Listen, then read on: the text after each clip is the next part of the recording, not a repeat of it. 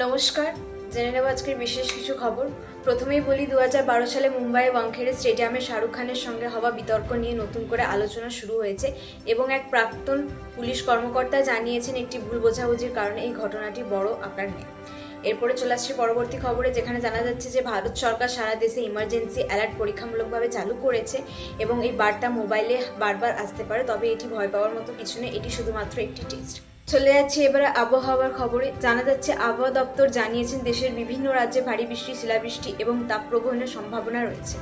বিশেষ করে পশ্চিমবঙ্গে একাধিক রাজ্যে ভারী বৃষ্টির সতর্কতা জারি করা হয়েছে। এরপরে খবর আসছে বিনোদন জগৎ থেকে। জানা যাচ্ছে যে অভিনেত্রী তারা সুতারিয়া নাকি এখন আদিত্য রায় কাপুরের সঙ্গে সম্পর্কে রয়েছে, এমনটাই খবর জানা গেছে।